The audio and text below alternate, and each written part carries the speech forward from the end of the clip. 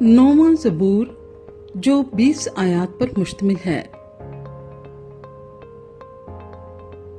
میر مغنی کے لیے موت لبین کے سر پر داؤد کا مزمور۔ میں اپنے پورے دل سے خداوند کی شکر گزاری کروں گا۔ میں تیرے سب عجیب کاموں کا بیان کروں گا۔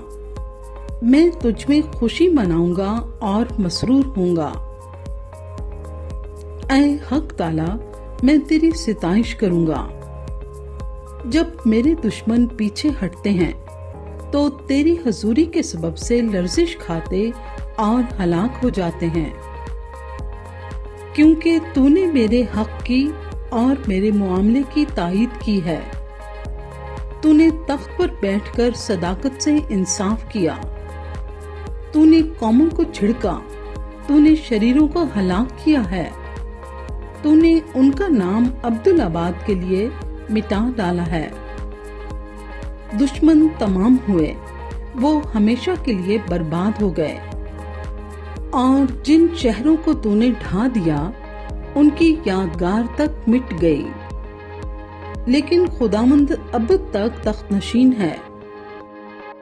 اس نے انصاف کے لیے اپنا تخت تیار کیا ہے، اور وہی صداقت سے جہان کی عدالت کرے گا۔ وہ راستے سے قوموں کا انصاف کرے گا۔ خداوند مظلوموں کے لیے اونچا برج ہوگا۔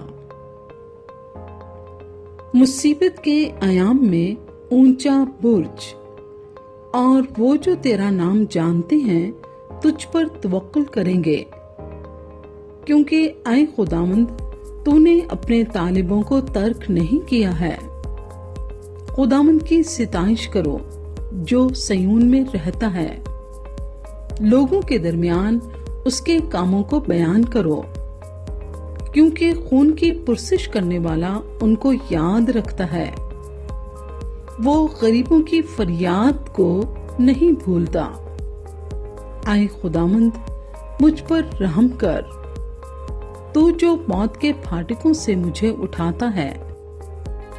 میرے اس دکھ کو دیکھ جو میرے نفرت کرنے والوں کی طرف سے ہے، تاکہ میں تیری کامل ستائش کا اظہار کروں۔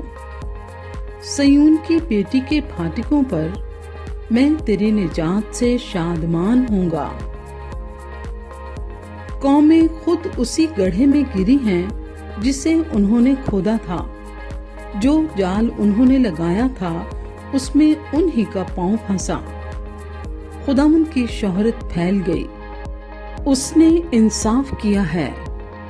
شریر اپنے ہی ہاتھوں کے کاموں میں پھنس گیا ہے۔ شریر پاتال میں جائیں گے، یعنی وہ سب قومیں جو خدا کو بھول جاتی ہیں، کیونکہ مسکین سدا بھولے بسرے نہ رہیں گے، نہ غریبوں کی امید ہمیشہ کے لیے ٹوٹے گی۔ اٹھ اے خداوند، انسان غالب نہ ہونے پائے۔ قوموں کی عدالت تیرے حضور ہو۔